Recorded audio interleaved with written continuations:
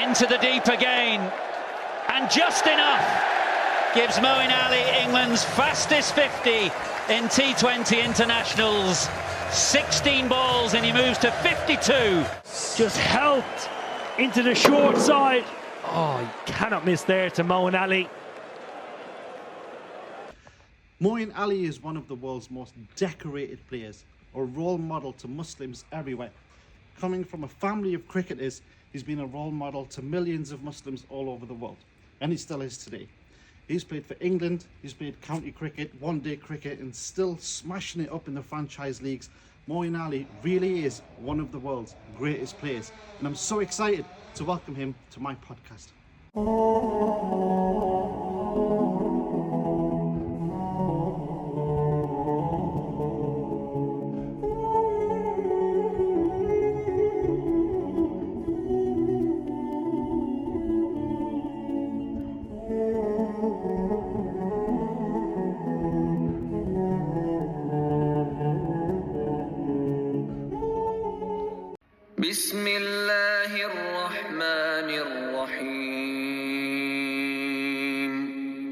Assalamu alaikum, my brother. How are you? Wa alaikum assalam wa rahmatullah. Alhamdulillah. I'm good. Just, just cruising along. Yeah, enjoying your retirement from England cricket?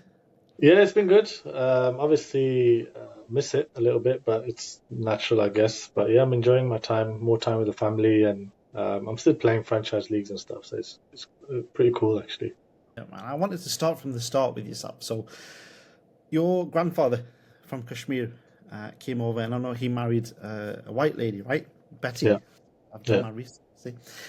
How did that go down in those days? Because it wasn't as common as what it is now. So how did that go down with the family and everything? As far as I know, I think it was fine. I think initially, I'm not sure if my granddad, because I think my granddad is one of the first people to come from Kashmir to the UK. I think it was in the 1940s, which was pretty early. So he's one of the first few to come over, and obviously them days you don't have phones and internet and all that kind of stuff. So I think initially it was pretty quiet, and then obviously my uncle was born, and then my dad and his twin were born, and he had a sister as well. So it just became quite normal.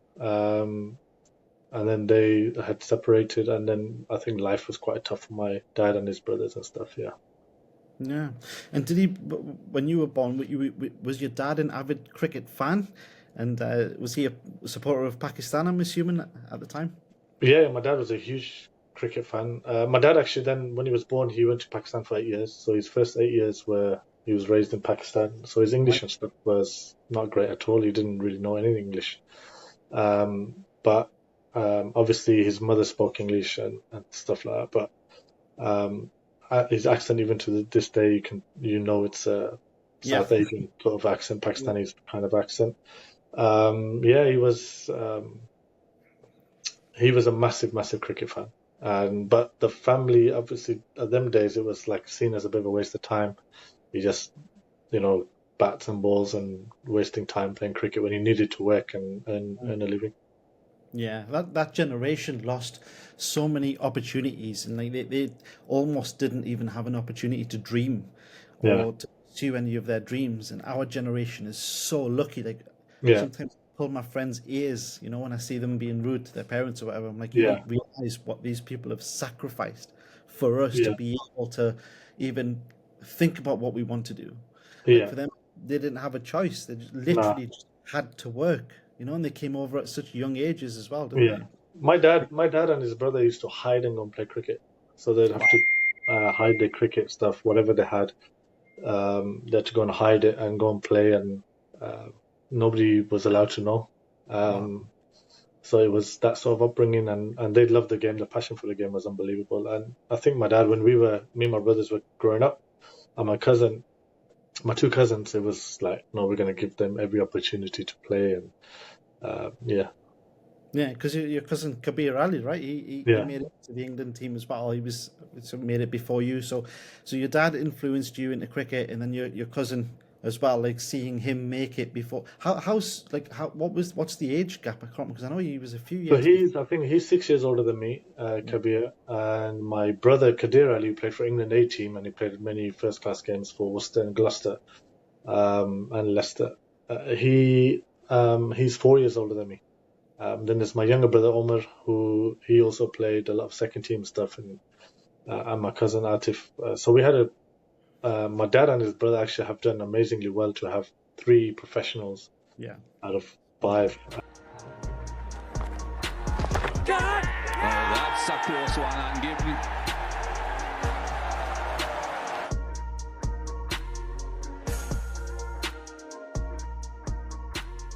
But so I was very lucky. My standard was high because I was playing with 2 guys who were a lot older than me, training with these guys, and there's a lot of people around in the area. I think there was like 12 of us playing in county cricket within a small radius in the inner city area. So the standard was really high, and I was lucky. Absolutely, and in this country, when you play for the counties, you have to play proper, what they call textbook cricket in this country. And if you don't, it doesn't matter what your stats are. It doesn't matter if you don't play the English way, you won't even get a second look. And it's very interesting that. So you being able to kind of train with older players, you think that helped you kind of play the English way? Yeah, actually, when I got because I was playing with high quality players, training with them all day long, I was very aggressive as a young player, and my dad was like, okay, when you go to the county stuff, that's where you're going to learn your technique and defense and things like that. But when I was training with my dad and my brothers, it was all about being aggressive and being able to play those big shots and having the best of both worlds, really, being able to do both. Did the coaches try and coach that out of you? No, I was very lucky. Again, I was very, very fortunate. I had 3 brilliant coaches in Roger Newman, a guy called Roger Newman, Neil Aberley, and Steve Perryman, all different, but old school. So it was more about having a solid technique, the mental side of the game, and working hard, etc. But it was just about being solid as anything. And then, like I said, with my father and with my dad's academy, it was about being aggressive and being able to play those shots and being natural as I can. And so again, like I said, it was the best of both worlds, and I was very lucky I had them kind of coaches around.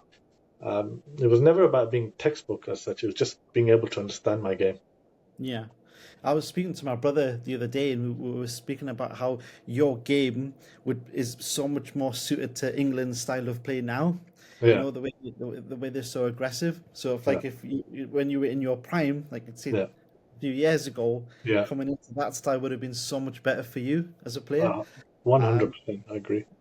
Right. How much do you think kind of T20 and the modernization of the game has influenced Test cricket? I think a lot now. I think it's more about it's amazing what you can do in T20 cricket, and the shorter the format. So I've played a lot of T10 now over the last few years. Yeah, and it's amazing when you play T10. Is actually I can score even quicker than I can in T20s. There's a lot more players now playing. If you see now, even this year there'll be more, like Sam Curran will play. Josh Butler's signed up for T10. Because you want to see how quick I can actually play, and everything's quick in life. Everything, like the trains got quicker, the food's got quicker, everything's got quicker, and sport is also getting quicker. And so yeah, it's about making an impact as quick as you can to save. Like in Test cricket now, no one wants to see 5 days of cricket, and if it's going to be 5 days, nobody wants to see a guy block it all day. People want to see, they want to be entertained. That's what it's about, and that's where McCullum and Stokes are amazing, because it's about entertaining. Yeah, it's a shame because I'm very old school. I enjoyed the 5 day because I just think keep them separate. The people who are the cricket and purists, Test cricket is for them, and the ones who want to see more entertainment, 1 day in T20s for them. But I agree with that statement, but I also think, like, if I was to ask you, are you going to go watch all 5 days of the Test match? A lot of people don't watch all 5 days. Yeah. Or even if you're at home, you just have it on the TV in the background. You won't sit and actually watch the full 5 days. Yeah, you're absolutely right. People don't have time nowadays as well. It's like the Ashes or Pakistan, India. Yeah, of course. More time. Yeah. And you're right. You're absolutely right. Like, when are you going to go to work, right? Yeah. So I run a cricket club, right? A local club. and every new member of the club, you ask them, especially if they're Asian, what do you do? And every time, I'm an all-rounder. Yeah. Right? Basically, you're screwed. You're a genuine all-rounder. When was that? Has that always been the case, or did that come later in your career? No, I was actually a seam bowler till about 14, 15, and a batsman, obviously. But my dad always said to me, if you just do everything, whatever you can do, just do it, because it will get you in the team and you balance the team out and things like that. And then I hurt my back when I was about 15, and I used to always copy a lot of people. So in my garden when I played, I used to copy Saqlain Mushtaq and Robert Croft or whoever it was. Anyway, like we all did. We all used to play. But I was quite good at doing those things, and then I started bowling. So bowling off spin, for example, was quite normal for me because I used to do it in the parks and in the garden and messing around. And one of the coaches, Steve Perryman, who I mentioned earlier, he saw me bowl once when I was just recovering from a back injury, and I was just bowling off spin, and he said, right, from now you're an off spinner. And then that's where it started, and I enjoyed it. It meant I can bowl longer spells because there's a restriction when you're young bowling seamers. You can only bowl 5 overs, 6 overs, whatever it is. And bowling spin, you can bowl 20 on the bounce. So then I just bowled spin, and I gradually bowled part-time initially, and then gradually just got better. And actually, with international cricket, I learned more on the job bowling off spin. I just got better as the years went on. Because I know you trained with Syed Ajmal for a while, right? Yeah. Worcestershire. How much did you kind of learn from him? He's one of my favourite spinners. How much did you learn from him? He was an amazing spinner. First of all, obviously his action was a bit suspect, but actually when you spend time with him and you see his wrist and you see all these kind of things, he has a point a lot of the time. But then again, I learned more about how to bowl at certain batters, guys who held the bat, depending on how they hold the bat, what kind of sweeps they play. If a guy plays a hard sweep, you try and bowl a bit slower when he bowls. And then guys who time the ball, you don't want to give them pace, you want to bowl a bit slower, etc. And the guys who hit the ball really hard, for example, you actually don't want to bowl slow to them. You want to bowl a bit quicker. Things like that I really picked up Syed Ajmal. He was amazing like that. And that's where him and Saqlain Mushtaq in particular were unbelievable. Oh, that's amazing. Yeah. There was a big phase or breakthrough of data analysis and kind of, watching the other teams and all that kind of stuff. Because it never used to be. I was watching the Imran Khan interview, and he was like, it never used to be a thing, because there wasn't, like you said, it wasn't available, was it? And it's amazing now, like how intricate, and it happens in football as well, isn't it? Yeah. How detailed the sports analysis side of thing has. Yeah, it's crazy. When I first played, it wasn't even there. None of it was there when I first was playing. Even when I first started playing, there wasn't even videos of you playing much. And then they started recording all the first class games, and then you'd see somebody's action, or whoever you're playing against, or somebody new. Then you'd have a look at his action and things like that. And then it's become all data. Now it's about. So initially, when data and stats first came out, it was all about. Look at this guy's action. This is what he does. He swings the ball in. Now it's about, okay, this guy's batting, for example, he gets out this way a lot, inside edges, or whatever it is, ball coming back in, and it's crazy. It's become crazy. Do you enjoy that side of the game? Because it's like, I'm just trying to think. For me, I don't know if I would enjoy like having to bowl a certain way. I would just want to play my own game. Do you enjoy it, or? I think it's important, but I don't enjoy it. So I'm a more of a natural type of player and just react to what's coming, etc. Right. But you got to also know what the other guy's strengths and weaknesses are, especially bowling. Like I'd like to know if this guy sweeps, if there's a reverse sweep, what's his go-to. Like if I put a bit of pressure on him, does he have a release shot? All these kind of things. So, but I don't overdo it. Me personally, I don't overdo it. I know a lot of people love it and then love to know everything. Actually, I like to know when I'm weak. So I'll get the data guy or the analysis guy, and I'll be like, right, where's my weaknesses? What do I need to work on? And then they tell me. Yeah, and it's great for that kind of stuff. Swatted away again. I think that's found the gap. Excellent from Moeen Ali. Now it's Peth Lukwayo's turn to taste a bit of punishment. To give Bairstow a single, they felt that they could maybe build some pressure on Moeen Ali In 2 balls, that's just been turned on its head. 6-4, he's got to 15 off 8, and now both of the batters are in full-out attack. And then you've gone through your England career, over 3,000 test runs, over 200 wickets, over 2,000 one-day runs, hundreds of wickets, and then in the IPL. When you look back at it now, as your career was going on, do you get time? Because cricket games come thick and fast, right? In different formats. Do you actually get time to sit back and breathe? Like, I've just played for England. Like, initially I was like, every game is like, my first game I was like, oh my God, I just played for England, played a test match, played a World Cup, whatever. And then after a while, obviously you play quite a bit, and it's like you lose that. You lose that thing. But then, like, I remember once when I got to 50 test match wickets, and I remember talking to my brother Kadir, and I was like, 50 wickets, man, for England, that's unbelievable. Like, for me, it was like massive as a spinner as well. And then within no time, I remember going from 50 to 100 or 120 rapid, like, it went so quick. And but what happens, we were playing so much one-day cricket, T20 cricket, test match cricket, that I was just loving the ride and I was enjoying it, and I wasn't even thinking about what I was doing in terms of stats or whatever it is. And I've never really cared about stats. As long as I was enjoying and I was performing and making an impact on the team, I was happy. So yeah, it has gone rapid, and I've loved every minute of it. Alhamdulillah, you're an absolute role model to me and to all of every person that I've spoken to, because I'm in the cricket world locally. Yeah, man, you're an absolute role model. So well done. Alhamdulillah, it's been good. It's been good. I'm just glad that I represented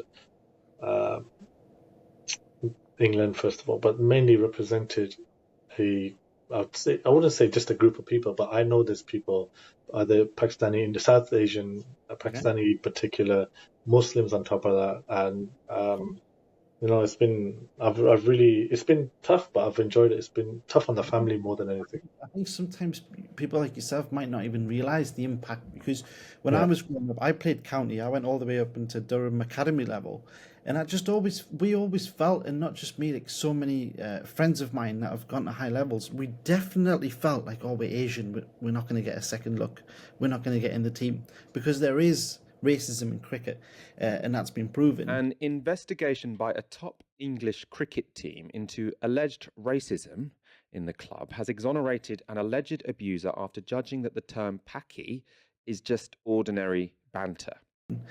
So seeing you with the daddy, not only playing for England, but being one of the best players, it inspired so many more people to be like, well, if he can do it, we can do it.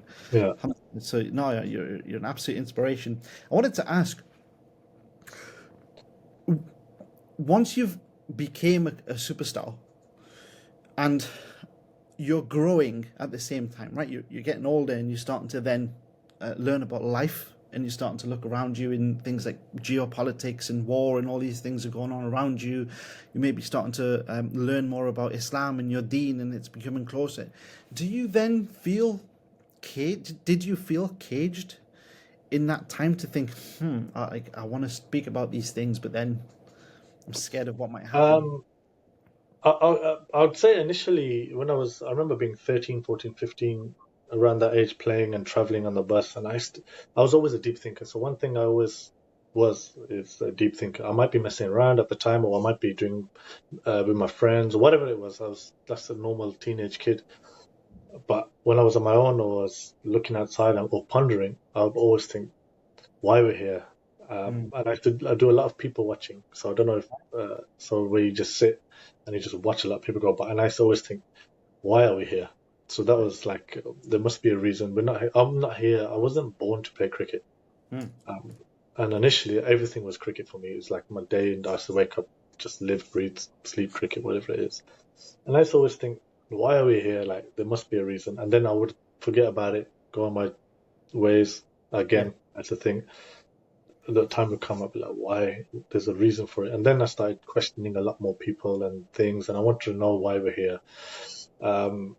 But also I had a Pakistani upbringing in terms of culture-wise, and I didn't agree with a lot of the things.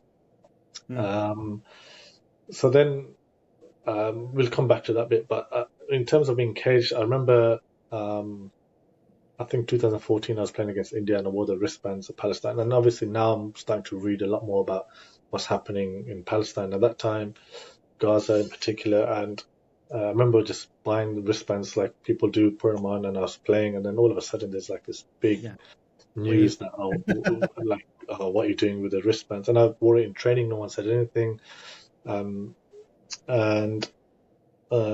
People used to ask me, the players used to ask me, and I thought it was all right because I remember I think Andrew Strauss had Help for Heroes on. So I thought, well, if people are wearing whatever they want to do and England are representing, I don't see any issue with it. And it actually, ECB, England Cricket Board, it wasn't them that were against it actually. It was ICC gave me a warning, etc. And then I thought, you know what, no, I'm in the right. I'm not in the wrong here, and so I'm doing it for the humanitarian kind of cause. And then it starts kicking on. And then obviously then you have to be a little bit careful with other things or whatever it is you believe in. But I've always thought, no, you do the right thing all the time. I've always felt like I have to say something at times, or it's my right to, and it's my job to, as somebody representing, I guess, a group of people or whatever it is. Yeah, no, absolutely, man. Of course. And people used to also say, politics and sport, they should never mix, and everyone used to say that, and I'd be like, well, there's politics in sport all the time. Yeah. You start to learn about the hypocrisy as well. Like if you look at Arsenal and how they treat Mesut Ozil. Exactly, yeah. Right, for doing what he did, and then Zinchenko. Yeah. Does that make sense? Yeah. It's like, well, then that's when you really start to understand, like, oh, this is now systemic. For us, this is a big deal. Well, if you look at when this, even now, this current crisis that's happening now, initially, like if you had spoke about Gaza, it's like, oh, how are you supporting Hamas or whatever it was? I remember having conversations with people about it, and now those same people, I was like, not even on the fence anymore. They're like, oh my God, what Israel is doing is completely wrong, etc. I condemn them. That's what I do. Straight away. So, yeah, once you start reading up and and you have an open mind and heart, what right and wrong is. Yeah, absolutely. And it's like you can't, people say, oh, I'm in the middle. It's like you have to pick a side here. Yeah. Like there's this genocide going on. You have to pick a side. And you have to, and Alhamdulillah, I was speaking at the event that I saw you at the other day. Like the spike that we've had in people interested in Islam and asking questions about Islam. The last time we saw a spike like this, I've been told it was when 9/11 happened. 9/11, yeah. And it just shows you how Allah subhanahu wa ta'ala works in mysterious ways. Like even there's war going on, genocide going on, but people are still accepting Islam. Yeah.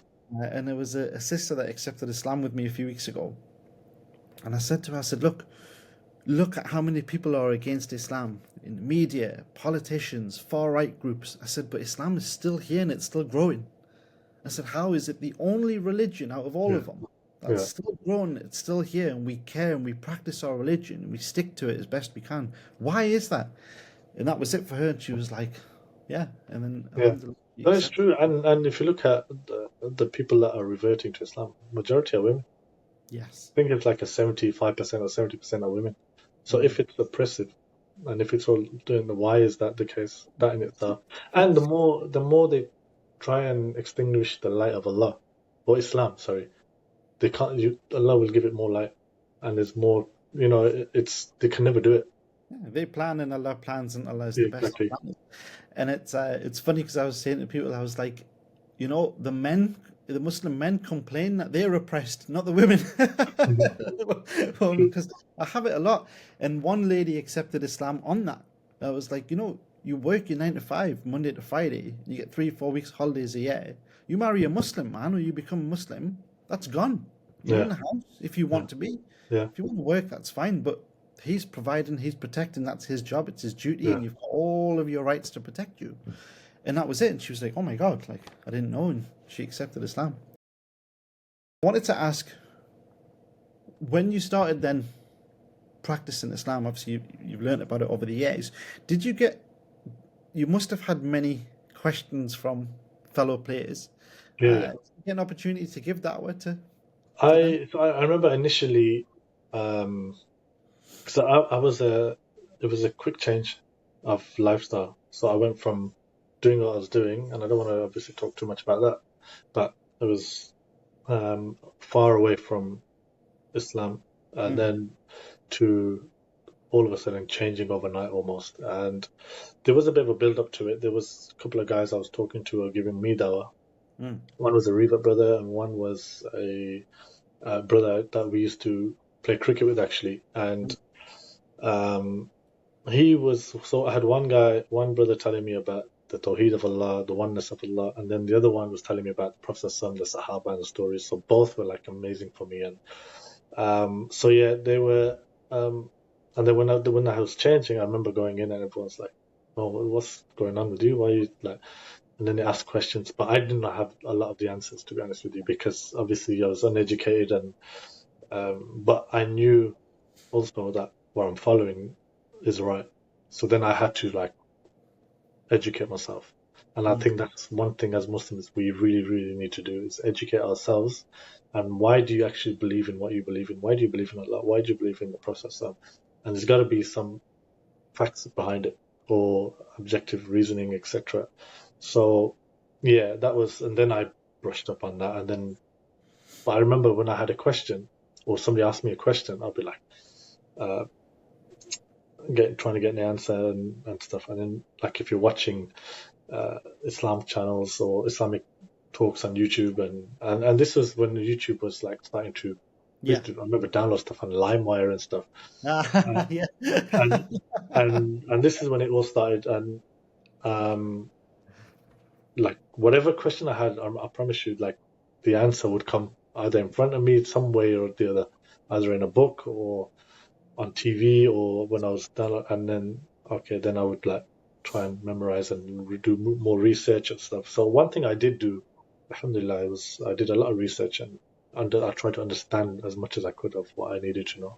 Yeah, and then did you have interesting conversations with your teammates and stuff? Yeah, a lot of the time, and I was never one for forcing it on people, or I wouldn't even start the conversation a lot of the time, because I knew you spend so much time with people. At some point, people will come to you and ask you questions, and my job is just to be as clear as I can and explain as much as I can. We had Allah with us as well. I spoke to Adil. He said Allah was definitely with us. I remember listening to a talk, or somebody was telling me that, look, your job is to convey the message, give dawah, whatever it is, in any way. It's not to, hidayah is with Allah. Yes. And He's the one who's in control of people's hearts, not you.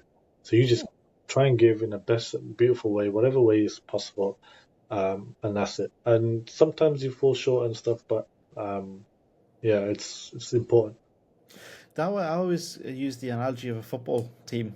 It's like when we're giving dawah, you're playing passes to one another, and eventually someone will score and do the shahada. And giving dawah, like you said, you're actually enhancing your own knowledge, because people will, even today it happens to me, they'll ask me something and I'm like, I don't know actually. And you think you know everything, and it's like, okay. So it enhances it. What I realize when I speak to Muslims and we speak about da'wah, there's no confidence sometimes. Yeah. Sometimes they're like, oh, but I don't pray and I don't do this, so then I can't give da'wah. And it's like, that's not true at all. It's not true at all. Two completely And you don't know exactly, and you don't know what it is that will trigger the other person. Yeah. So a lot of the time, for me, for example, it was important because I spent so much time with people, non-Muslims, for example, and so my character was also very important. So I couldn't be talking about one thing and then be doing something else. So when it was time to pray, so you need to pray, So my job actually was to be, in a way, I used to think, you know what, I need these guys to understand that Muslims are not bad people, or Muslims are not as bad as probably what they've been told or taught. So that was really important that they, because a lot of people probably don't have Muslim friends, or they haven't really come across Muslims that much previously. So yeah, your job is not just to be good with the speech. It's more important that the character is also good. Yeah, absolutely. Too right. I mean, a lot of people used to look at the Prophet, peace be upon him, and accept Islam just by watching his behavior. Yeah. right? And then that's proof of what you've just said there. Your character is so important, and to work on yourself every day. What you said about self-reflection, reflect. When something happens, look, what did I do wrong? Where could I have gone first before? Because we love to play the blame game, don't we? Alhamdulillah. And it's anyone watching, I do really want to say, like, support your local Dawah organizations. Like, we are literally on the front line when it comes to breaking misconceptions about Islam, preaching Islam and all that kind of stuff. And the convention the other day in London, there was the Dutch guy who was writing a book against Islam. Yeah. And he was a far-right extremist. Yeah. And ended up accepting Islam. And now he's one of the biggest advocates for Islam. Like, we're all on the same team, but we're on the front line. So support your local Dawah organizations. 100%. And try to give Dawah. If you don't know the answer to a question, contact me. Contact other people of knowledge, and we'll give you the answer, and we'll do it together. Like the analogy of a football team. Alhamdulillah. Tell me about your experiences, or your first experience, and then your experiences playing abroad. When you got signed for the IPL, I think, what was it, like 1.7 crore? Like, how did you feel? Like, oh my God, someone's just paid this much money for me. Like, how was that feeling? No, it was actually, so the first time, so initially I just went on base price, I think, at RCB for 3 years, where it was 2 crore, which is about 200,000. After tax and stuff, it's obviously a lot less, but it was just more just get out there and experience the whole thing and enjoy when I'm playing. I was playing with AB de Villiers, Virat Kohli, these guys, so it is amazing. But then obviously CSK came in and it was 7 crore initially, and then 8 crore for the last 3 years, whatever it was. So it's but these things are just part of the honestly, it was like with CSK in particular, there was a point where if they'd picked me for nothing, I would have gone and played, because I loved IPL and I loved playing there and experiencing how it is, and playing with Dhoni, Jadeja, all these guys are absolutely amazing. So I was very fortunate, and it's been an amazing experience to play with some of the best players in the world. Amazing. And the fans over there. Yeah, it's crazy. Yeah. It's night and day, isn't it? Like, that's true passion. It's unbelievable. Yeah, you don't get fans like that anyway. RCB fans are amazing. CSK fans are amazing as well, and it's just different level. It's hard to explain. It's like any football game, anything like that. It just kills it. The noise, it's deafening. Honestly, it's unbelievable. Is it harder to concentrate? And did you feel added pressure? Because obviously in England and it's different. But did you feel added pressure because you've been purchased? Yeah, and you're an overseas player, number one. So you're one of 4 overseas players. You're not a local where you can just like not perform sometimes and be okay or whatever. You're an overseas. You have to perform. Yeah. Number one. So there's always pressure. No matter, once you play for England, there's always pressure, because whether you're playing in the parks or you're playing in leagues or you're playing for IPL, people want to get you out because you're playing for England. If you're in the parks, people want to bowl at you. People want to boast about getting you out, whatever it is, or hitting you for sixes and stuff. But then when you're playing the IPL, there's always pressure. And that's one thing you have to play with, and it's amazing to play with that pressure. It's not easy always handling it, but yeah, it's something that drives you. But it's, in terms of concentration with the noise, it's fine. It just becomes second nature almost. And sometimes, like, somebody will come and watch a game and be like, oh, that noise was unbelievable, and I'm like, no, I didn't feel that loud. Yeah. Did you feel, as a Pakistani being in India, and obviously what happened, I know initially Pakistani players played in the IPL, and then eventually, because of politics, they weren't allowed. Did you feel anything when after that kind of happened? No, honestly, it's people have asked me this question all the time. When you go there, from what you see on the news sometimes, with the whole Pakistan, India and stuff, people, you have extremists in every sort of field. Pakistanis included, Muslims included, Indians included. But when you go there, honestly, I get treated amazingly well. That's one thing I will say about India. And people will probably sit there and think, oh, it's because he wants IPL. IPL, I've played 7 years. I don't need to play IPL again. If I play again, it'd be amazing. I've got this PSL. I've played PSL once. I could have played PSL a lot more. But when you go there, you experience nothing like that. It's actually the majority of Hindus, Sikhs, Muslims, they get on really well. and they're very tight. And from what I've experienced being around even players and stuff, they're amazing. They treat me so well. Like honestly, like a lot of them, a lot of the younger guys in particular call me Moeen by and stuff like that. It's hard to explain, but I take my family there. My wife and kids come out there. Personally, I fully understand it, and that's how I always answer the question. It's like we actually get along really well, and our religions teach us to get along. And it's just it's politics, isn't it? It's the it's politics. Yeah, it's and you always get people. Again, we talk about politics and everything. It's politics.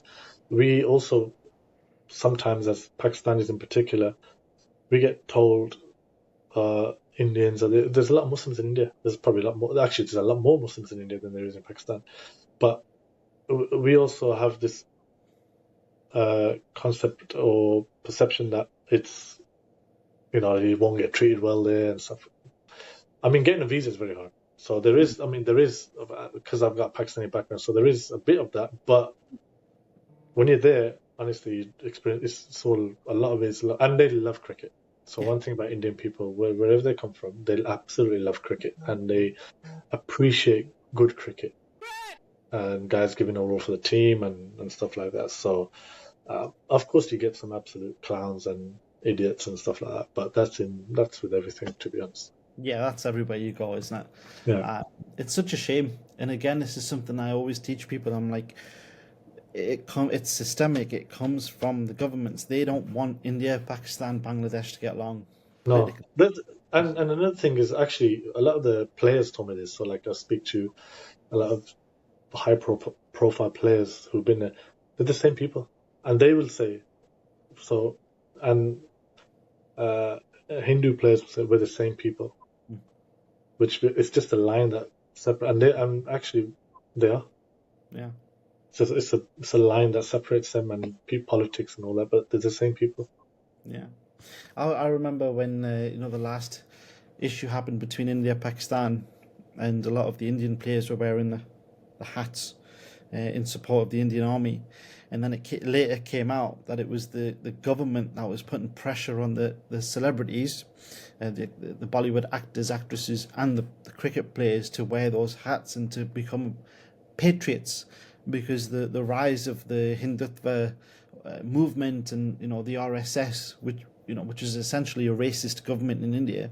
And the fact that there's been, so much violence against Muslims in India, and it's still happening today.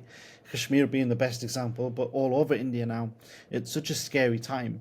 And again, this is why, even people like Dr. Zakir Naik who was an amazing guy in India for what he did. He was chased out of India, and right now, as it stands, it's such a scary time over there. And again, this is why Dawah is so important. I speak to people, I speak to Hindus, like, not everything that I do is, I'm on social media a lot, but not every conversation I have I post. But speaking to Hindus from over there, and they're telling me, they're like, yeah, I don't believe in your religion, but there's violence going on in our streets, and they're sending me stuff, and I'm like, wow, this is insane. That's why I asked you that question, to see if the energy had shifted. But this is why cricket's such a beautiful thing, because it brings people together, doesn't it? Yeah. And these things are not just India, Pakistan. It's happening everywhere. Look at Bangladesh right now. It's just, you get corrupt people everywhere in all the government. A lot of them these days, what we were told about these days, the signs are there. And look at America. Look at all these countries. It's even the Gulf countries and all that kind of stuff. It's difficult to. No one feels or looks stable at the minute. Yeah. And then that's the problem. It's a world sort of crisis at the moment. How do you then navigate yourself moving forward? May Allah give you health to continue playing cricket as much as you can. But have you got an eye on coaching or going into other avenues? What's your plans? Yeah, I'm going to try and play the franchise leagues as much as I can. But I've also decided, I always say when I was playing cricket, is once I'm done from international cricket, or I've got more time on my hand, to start going to these refugee camps, going to help out with these charity organizations, doing my level best to take part in that. And that's something that's always been quite dear to me anyway, and something I've always wanted to do. So that's going to be my thing. Maybe like start a foundation, all that kind of stuff. But coaching is definitely something else I'm gonna, inshallah, go into as well. Once I finish playing completely, start coaching and give what I know, because this is what I know. This is my field, and it's time to not give back as such, because people always say, I know the game's giving you everything, but actually it's not. Allah's giving me everything. The game was something I was good at, and I got paid for playing. So yeah, that's the plan now. It would be a shame if you didn't coach, because you are a rare player, a genuine all-rounder, and the experiences you've had and the different players you've played with, you know, it'd be amazing for you to give that in that sense, teaching the next generation. I know you worked with orphans in need a while back, and you've done things like street chants and help coaching local kids. What was your first experience like when you were working with orphans and charity and all that? Was that purely from an Islamic point of view, or was it something that was happening like from a cricket players? No, like I mentioned, I always wanted to do that kind of stuff. So I always wanted to do charity, and that was one thing I always and orphans in particular was quite close to me, and Palestine. But then I actually stopped, because I found actually not orphans in need, but generally a lot of these organizations that were it became like a competition. Who's going to do this? Who's going to get this guy? And I just felt like it was too much, and I was playing at the time, and I was traveling, and then I had no time to go with them, etc. But then I love IRA, for example, and I've always followed their work, and I've always watched a lot of their videos, and a couple of others as well. Spot is another one, and there's many others, like bigger, smaller. It doesn't really matter to me. It doesn't really matter. Cameron Hijama, Cameron Hijama, I do love your work, to be honest.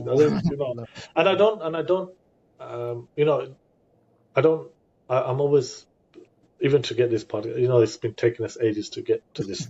You know, it was like it's difficult times. Like for me, everything's changed, and everything is.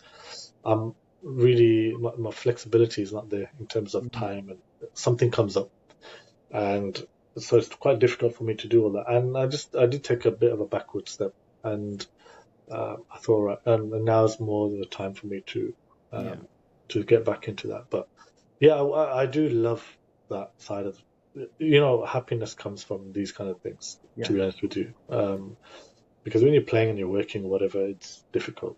You're good, but sometimes it's a job. But whereas when you do something proper, then it feels a lot better. Yeah, absolutely. It's like we plan our life, don't we? And then, how often do we sit back and plan our life in the grave? You know, the day of judgment. How often do we actually sit and think about? When we're in the grave, the only thing you're going to think about is, did I believe and did I do enough good deeds? That's it. You're not going to think about nothing else. Even when I speak to higher profile people, politicians, celebrities, and remind them of this, I'm like, you're so engulfed in fame, and it's so addictive, and I understand it. And it's like, when do you actually sit and think about death? You know, really interesting conversations. But no, you know, I'm associated with IRA, and we'd love to have you on board, man. Like, I'm going to Malawi in May. You know, if you can come to that, it would be great. But no, we'd love to have you on board and get involved in projects. It would be be amazing to be an ambassador for us and help the Dawah as much as you can. Yeah, of course, it's really important. And that's not me like trying to be all of a sudden, now that I'm finished, that was something I've always wanted to do and stuff. But I think now that I'm a bit more flexible, I can do these things a bit more. Well, I was saying earlier, cricket is one of those sports where it's like you're playing so many different formats and for so many different teams. You don't have time. No, I completely understand that. I wanted to talk about your kids. Are they getting into cricket, or are you pushing them into cricket? Yeah, my boy's 11 and he loves playing cricket, loves football. So he plays both at the moment. Plays for a local team, Solihull Moors in football, and plays in the academy and stuff with the cricket. So he just loves it, buzzes for it. But we'll see what happens really with his cricket, and inshallah. And my daughter's got no interest in sport at the moment. At all. Must be It's interesting that because of the boom in female investment in female sport, there are a lot more girls getting into sport. Yeah, there's loads there. Really good. One thing that we bonded over when we actually first met, we went to watch Liverpool Aston Villa, a 3-1 win. How far do you think we've came? Because it was a almost calamity for us last season. Anyone's watching, sorry, me and Moeen are big Liverpool Football Club fans, best team in the world. And it was calamity last season, wasn't it? Like, for us to get what we got last season, I think was a miracle. Yeah. How did you sum up last season? How did you feel when you found out Klopp was leaving? And how do you think they're doing now? What do you think of the new manager? I remember watching the first couple of games last season, and I thought, actually, we got legs now. Because the year before, actually, what was missing, we had no legs in midfield. I think it was like Henderson, Fabinho. There was just a little bit. It was almost like they'd done 5 years, amazing work for 5-6 years, whatever it was. We ran the most probably in the Premier League, and it just felt like that year before the last. It was just what was missing was the legs. I think Thiago was injured most of the year, and then we've signed obviously McAllister last year, Szoboszlai. These guys, and I remember watching the first 2 games. I thought, okay, the legs are back. As long as we got legs in the midfield, our front is amazing, and obviously defense is solid. And I thought actually defensively, Van Dijk last year was just coming back from his getting back to his best injury and stuff. So I was, even though we did amazingly well last year, I thought to get in the top 4, and then obviously we won. We got winning a trophy, and then I actually thought when Klopp was leaving, I remember being in, I think it was around January, February, announced it. I was in South Africa. One of the guys was like, "Have you heard the news?" And I was like, "No, Klopp's leaving." I was like, "Oh, no, China." He's chatting rubbish. He just signed a long-term deal not long ago, and he's like, "No, it's all over." And he showed me, and I was like gutted for about a day or so. But then I thought, maybe it's the time actually, because I don't know if that novelty fades off a bit or wears off, where it's like, because he was so like heavy metal type of footballer. I just felt, as long as we get the right coaching, who plays, and I thought Alonso was going to be the one, to be honest with you. I know. But I'm so happy with Slot. Honestly, I'm so happy with Slot because we're basically playing decent football. We haven't played amazingly well so far. We've played really well, but we're solid. And I feel like our front has got better. Midfield's got better. Gravenberch has been outstanding this year. And we've been really good. We've been solid. And it just feels a lot more calmer. I think even with Klopp, and I think all Liverpool fans would say the same, where we were winning 2-0, whatever, and it always felt like the other team was going to score at some point sometimes. Or we're still going for the kill a lot of the time when actually the game's done. And I just feel at the moment things are going well, but it's going to be test. I mean, Slot's biggest test will be when he loses a couple of games and the pressure then gets on him a little bit, where he loses 2-3 games or he doesn't have the result. But so far, I think the players have responded really well, and I think they enjoy his football. There's probably less energy being used in terms of not so heavy metal sort of running and stuff like that. I think it's more it's like it's controlled. Controlled, yeah. Like heavy metal with an orchestra kind of thing. Yeah. And it's been amazing. I never expected us to start as well as we have.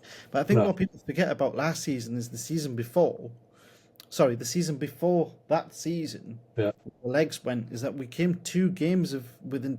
It was 2 games away from the quadruple. Yeah. A lot of games. Yeah. Smashing teams. Yeah. And that was the season Thiago did play a lot. That's why we were tired the season after, and I think 100%. I totally agree. We played, I think, the most games ever won, and then we were back into the season straight away. And I thought the legs were just gone. That's all. And we didn't really. And one thing I would say is we don't go crazy with signings, and it's a good thing and a bad thing at times. And I sometimes feel like, well, maybe we could have just done with one more midfielder or one more defender. I think it was a loyalty thing with Klopp. If you've came within 2 games of doing the quadruple, how can you then say to Henderson and Fabinho, of course, race? Yeah. How can you say to Henderson, right?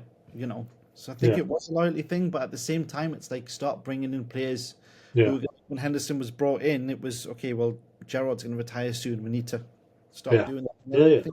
Do that. No, there's no complaints. We've been amazing. I mean, Man City has been unbelievable, and that's something. It's been a shame for us because I think we've had 3-4 titles in that time. But it is what it is. We still might with these charges. But it is what it is. I mean, we're good. We're in a good. I think the club is run really well. So yeah, we're good. Yeah. People say, don't they? They're like, oh, you talk about money and stuff. It's not your money. It's their money, and it's like, it's not the point. It's not the point. You still want to see a football club run. And that's why when we sign players, whether you've heard of him or not, like before, even Honest Slot, for example, when we signed, a lot of people not heard of him, but I've got more confidence in the players that we sign, or the managers or whoever we sign, than other teams signing them. Too right. Yeah, our recruitment policies, it's been amazing since since Brendan Rodgers left. That season we bought Benteke and Balotelli and all that. Yeah. After that, we moved away from that. Yeah, we started to get it right, didn't we? And I don't even know if we need, because there's talk about them going back in for Zubimendi. And say I don't think we need to now. With Jones and Gravenberch being so good this season, I don't think we need to. But and people forget that like Harvey Elliott, Jones, they're actually quite experienced for young players. They've played a lot more than people think, and their quality on the ball, they're actually amazing on the ball. So. Yeah, I mean, we've got, and I was thinking about this. I said to somebody the other day, he's like, how's Liverpool going to go? And I was like, we're just worried that the backup's not as good. He was like, no, your backup's actually not bad. If you look, and then he was like, Jones, and I was like, actually, you're right, it's not too bad. Yeah. The only probably spot is a centre back if Van Dijk or Konate got injured or whatever. But then you got Gomez, who's got a lot of experience. And Constance is a good quality young player, so I think we're absolutely fine now. I think we're fine. If we get Zubimendi, it'd be amazing, but if we don't, we're still doing all right. Endo hasn't played yet, and Endo's quality. Yeah, there's him as well. He was great last season, wasn't he? There's talk of there's two things. There's one is centre back Branthwaite from Everton. There's talk of him coming in, and then there's also talk of Trent leaving. I know Van Dijk's almost signed a new contract now. But what a blow that would be, A massive blow. Trent's amazing. His quality. I mean, I think defensively he's been amazing this year, actually. And some of the ball, I watched him live. Who did I watch him against the other day? Might have been. Anyway, it might have been a United game. No, it wasn't a United game. Anyway, I watched him not long ago, and some of the passes he makes is outstanding. Like, it's different. He's amazing. He's different. But he'd be a blow. But to be honest, also I also think Real Madrid is a difficult one to give up with the team they've got. And I know Liverpool's massive and he's done amazing, but somebody always comes. I think it's the fact that he's won everything at Liverpool as well. Yeah. But then at the same time, I think if he gets offered the captaincy, I think that's very important to him. So you might stay, and if he gets offered a big boatload of money as well, that will help.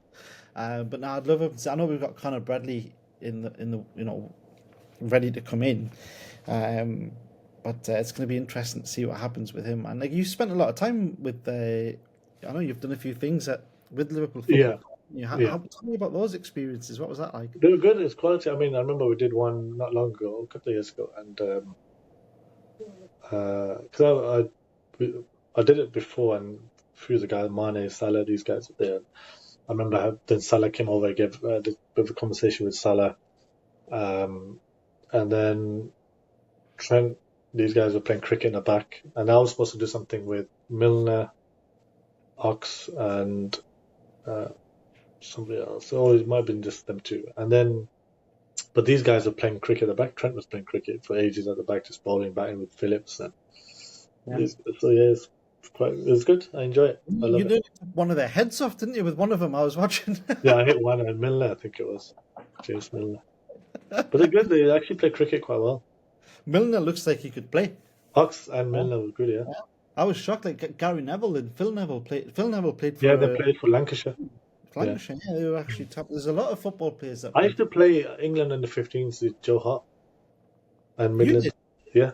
Yeah, so he played for Worcester. He was on the Worcester Academy. He played for Shrewsbury, which is not too far from him. We played a lot of age groups against each other. Wow. And we played with each other a lot. It's amazing. Yeah. Just tell me about your friendship with the skip, Ben Stokes. I know at the Ashes, he called you, was it? Yeah. He said he forced you to come back? No, I mean, I've spent a lot of time over the years with Ben, and he's good. He's an amazing guy. First of all, very fair, sort of doesn't care where you're from, what you look like, whatever. He's very loyal. Yeah. And then that winter, I remember we played at CSK together. He didn't play much. He's got injured and stuff, but we spent a lot of time, and he was talking to me about tactics of the Ashes and how he's going to go about things and what his thinking team was, etc. And I was like, yeah, you should try and do this, try and do that. But we were just conversations. And obviously I bowled a lot at him, and I was actually bowling really well in the nets and in the games, and then he came home and it was time for Ashes, and then Jack Leach gets injured. I didn't know he was injured, and I got a message from Stokes saying Ashes ? And I was like, I wasn't sure if he's asking me what do I think about Ashes or whatever, or he was just I wasn't sure what to make of it. But then I literally got Saqib Mahmood messaged me straight after. It was like, there's a headline was Jack Leach is injured, and then I realized, okay, he's asking me to play, and then spoke to him and stuff. Yeah. Very quality guy, lovely guy. You can tell like he's so genuine as well. I mean, watching the test match. I mean, he's been through a lot, right? He's made mistakes, and he's been a hero for England and the best and all that kind of stuff. Won amazing games for England. So yeah, he's just grown up and he's solid, very solid guy. Yeah. He's like a better version of Flintoff. That's what we call him. Flintoff was amazing though. Flintoff was amazing, and he's a great guy. Yeah. Yeah, you can tell. Like, I would love to see those two on TV together doing something. Yeah. That'd be funny. But Mo, Jazakallah khair for coming on, giving me your time, man, and helping the channel grow. I only really started giving the channel like some serious time a few weeks ago. I was like, you know what, I want to actually stop doing everything else that I'm doing and actually do Dawah full time and that kind of stuff. So this will help with that massively. Yeah, no, it's good, man. It's amazing work you do. Honestly, I watch a lot of your stuff, and obviously on WhatsApp statuses and all that kind of stuff. So no, it's amazing. Keep it up, inshallah. And it's inspiring. Honestly, it really is for people and everyone. And keep it up, inshallah. I appreciate you, man. Press that subscribe button. Help the channel grow. Help me beat the algorithms to promote more Islamic content. And I will see you all at the next episode. Assalamu alaikum. الحمد لله رب العالمين الرحمن الرحيم